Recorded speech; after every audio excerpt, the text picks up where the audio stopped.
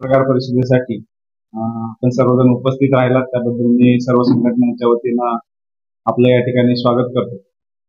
खरं तर जसं 4-5 दिवसापूर्वी या ठिकाणी उपवन संरक्षक श्री सातपुते यांनी पत्रकार परिषद घेऊन नारायणगड आणि त्याच्या परिसरातील जे काही वन हक्क धारकांचे जे काही दावे होते ते त्या ठिकाणी बेकायदा असल्याचं सांगून त्या ठिकाणी त्यांना त्या ठिकाणी निष्कासित केलं आणि त्याचं बाजू मांडत असताना त्यांनी सांगितलं की त्यांनी नैसर्गिक न्यायाचे तत्व वापरून त्या ठिकाणी ही कारवाई केलेली आहे. परंतु त्यांनी ही गोष्ट जी आहे ती अर्धसत्य सांगितलेली आहे. त्यामुळं आदिवासी समाजाची नेमकी काय बाजू आहे, काय भूमिका आहे ती सांगण्यासाठी ही आजची पत्रकार परिषद या ठिकाणी आयोजित केलेली आहे. खरं पाहिलं तर वन हक्क कायदा 2006 जो आहे त्याची जर पार्श्वभूमी जर बघितली तर पारंपरिकरित्या आदिवासी समाज जो जंगलात परंपरेने राहत आलेला आहे. ब्रिटिशपूर्व काळातही या ठिकाणी जी काही जंगलं असतील किंवा त्या ठिकाणची जमीन आहे ती आदिवासींच्या मालकीची होती. परंतु ब्रिटिश काळात किंवा स्वातंत्र्यानंतर त्या ठिकाणी हे जे काही आदिवासींचे जे काही जमिनी आहेत त्यात काही प्रमाणामध्ये त्या ठिकाणी त्यांची शासन दरबारी नोंद झाली नाही आणि त्याच्यामुळं ह्या सगळ्या आजही त्यांचा ताबा आदिवासींकडे आहे. परंतु ती जमीन वन क्षेत्र म्हणून त्या ठिकाणी कागदोपत्री दाखवली जाते. अशा वन जमिनींची मालकी आदिवासींना देण्यासाठी एक कायदा, क्रांतिकारी कायदा 2006 मध्ये पारित झाला आणि त्याच्या माध्यमातून या ठिकाणी ह्या आदिवासींच्या जमिनीवर नावावर करण्याची प्रक्रिया या कायद्याच्या माध्यमातून या ठिकाणी सांगितलेली आहे. आता जर सगळ्यात पहिल्यांदा जर ह्या प्रकरणामध्ये जर बघितलं तर या ठिकाणी ह्या समित्या स्थापन करत असताना हा 1 ऑक्टोबर 2016चा GR आहे. याच्यामध्ये शासनानं या ठिकाणी या समित्या स्थापन करत असताना या समित्या आदिवासींच्या जे काही वन हक्कधारक आहेत त्यांच्या माध्यमातून झाल्या पाहिजे. त्याचा अध्यक्ष हा अनुसूचित जमातीचा असावा अशी स्पष्ट सूचना त्या GR मध्ये त्या ठिकाणी दिलेली आहे. तो GR ची कॉपी मी तुम्हाला पत्रकार बांधवांना याच्यानंतर देतो. तर असं असताना ह्या सगळ्या गावांमधल्या ज्या समित्या झालेल्या आहेत त्या समित्याचे अध्यक्ष हे बिगर आदिवासी समाजाचे आहेत.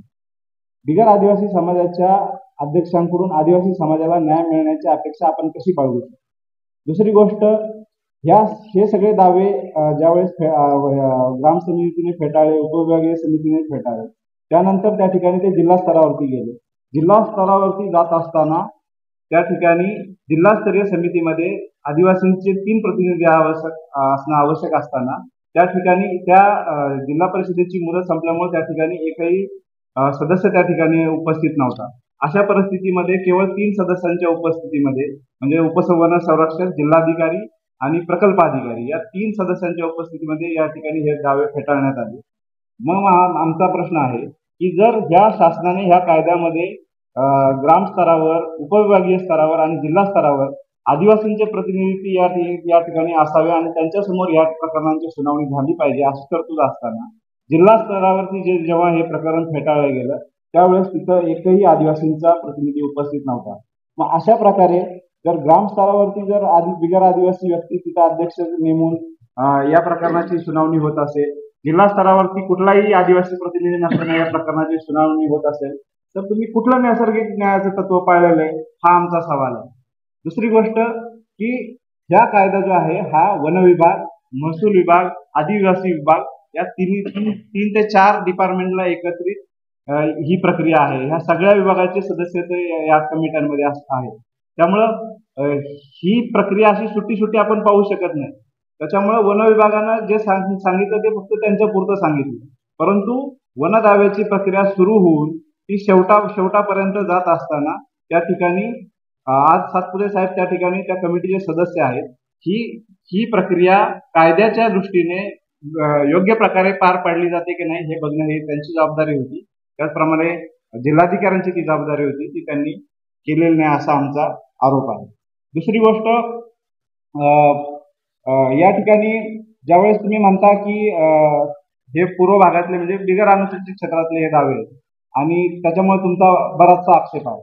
परंतु दुसऱ्या बाजूला मी विभागीय वन हक्क समितीचा सदस्य या नात्याने काम करत असताना या ठिकाणी मी आपल्या निदर्शनास आणू इच्छितो की अनुसूचित क्षेत्रातले आंबेगाव तालुक्यातले जवळजवळ 63 दावे या ठिकाणी या समित्यांकडे दाखल झाले होते. आज काय परिस्थिती आहे त्याची? आज 63 पैकी फक्त 13 दावे या ठिकाणी त्यांनी मंजूर केलेले आहेत आणि जवळपास 40 दावे हे त्या ठिकाणी फेटाळण्यात आलेले आहेत. आज हे 40 दावे हे कुठले आहेत?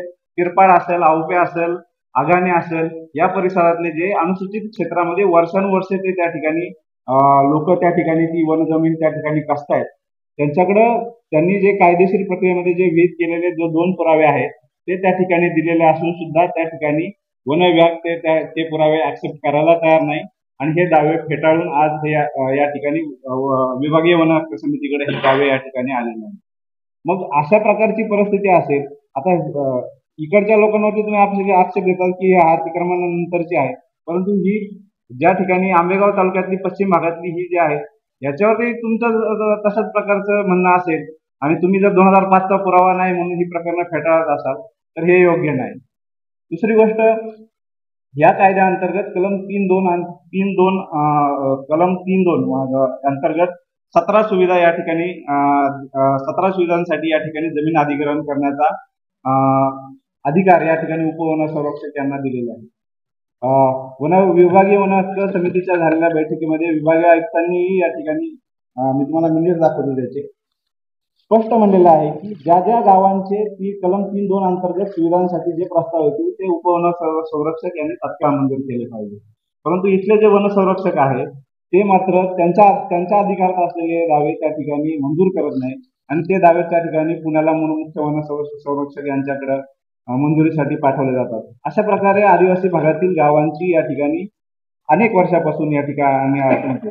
यापूर्वीचे वन संरक्षक जे गौडासाहेब होते त्यांनी त्यांच्या काळामध्ये ही प्रकरणं तात्काळ मंजूर केली होती, परंतु आताच्या उपवन संरक्षक यांनी हे दावे पुण्याला पाठवण्याचा सपाटा त्या ठिकाणी चालू केलेला आहे.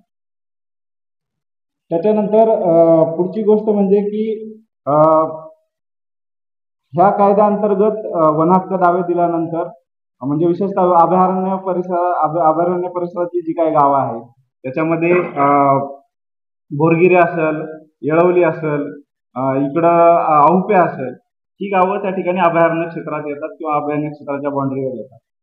ह्या कायद्याची जी तरतूद आहे या कायद्यामध्ये असं स्पष्ट म्हणलेलं आहे की राष्ट्रीय उद्यानं किंवा अभयारण्य क्षेत्रातील जी काही गावं आहेत त्यांनाही या ठिकाणी वन हक्क देण्याचा अधिकार या कायद्यात दिलेला आहे. ह्या सर्व गावांनी त्या ठिकाणी वन हक्क दावे दाखल केलेले आहेत, परंतु त्या ठिकाणी हे दावे त्या ठिकाणी ह्या कमिटीने म्हणजे ह्या कमिट्यांनी फेटाळून लावलेले आहेत. आज ते दावे अपिलात आहेत. त्याच्यामुळं जर कायदा जर म्हणत आहे की बाबा ह्या गावांना सामूहिक वन हक्क देण्याचे अधिकार आहेत तर ते का फेटाळले जात आहेत हा आमचा सवाल आहे. दुसरी गोष्ट, ह्या सगळ्या गावांमध्ये सामूहिक वन हक्क दावे न देता मागच्या काळामध्ये एक दीड वर्षापूर्वी तुम्ही ऐकलं असेल की क्रिटिकल वाईल्ड लाईफ हॅबिटॅट नावाचं एक प्रकरण मोठं गाजलं होतं. तर जर वन हक्क जर तुम्हाला ह्या गावांना दिले नाही आणि वन हक्क न दिल्यामुळे तर त्याच जंगल क्षेत्रामध्ये जर कुठल्याही प्रकारचं हस्तक्षेप झालेला नसेल तर तुमच्या वन्यजीवांना धोका कसा तयार झाला आणि मग त्याच्यामुळं तुम्ही क्रिटिकल वाईल्ड लाईफ हॅबिटॅटची प्रक्रिया सुरूच कशी केली असा आमचा या ठिकाणी आक्षेप आहे. आणि मला त्या ठिकाणी वन विभागाला या ठिकाणी माझा आक्षेप आहे की आदिवासींना त्रास देण्यासाठी जाणीवपूर्वक या ठिकाणी अशा प्रकारचं काम या ठिकाणी केलं जात आहे. तर मला वाटतं एकंदरीत ही सगळी पार्श्वभूमी पाहता ह्या कायद्यासंदर्भात हा जो 2007चा कायदा आहे याच्या संदर्भात वन विभागाची भूमिका ही सातत्यानं संशयास्पद राहिलेली आहे, ती आदिवासी विरोधी राहिलेली आहे. त्याच्यामुळं आज आमच्या बांधवांना या ठिकाणी आज रस्त्यावर राहण्याची वेळ या ठिकाणी आलेली आहे. आज 15 दिवसापासून मला वाटते बांधव सगळे मंतरला त्या ठिकाणी उपोषण करतायत, त्याची कुठलीही दखल घेतली जात नाही. तर अशा प्रकारचं वन विभागाने हे सातत्यानं ह्या कायद्याची अंमलबजावणी करण्यामध्ये योग्य प्रकारे अंमलबजावणी न केल्यामुळे आदिवासी समाजाला या ठिकाणी त्रास होत आहे आणि मला वाटतं ही बाजू या ठिकाणी आज आम्हाला सर्वांना लोकांसमोर मांडायची होती. कारण ह्या पत्रकार परिषदेमध्ये असं भासवण्यात आलं लोकांना की सगळं वन विभागाने जे काय आहे ते केलेलं आहे ते कायदेशीर पद्धतीने केलेलं आहे आणि त्याच्यामुळं लोकांमध्ये गैरसमज पसरण्याची शक्यता आहे. त्यामुळे दुसरी बाजू आदिवासींची बाजू या ठिकाणी आम्ही या पत्रकार परिषदेच्या माध्यमातून मांडत आहोत. धन्यवाद.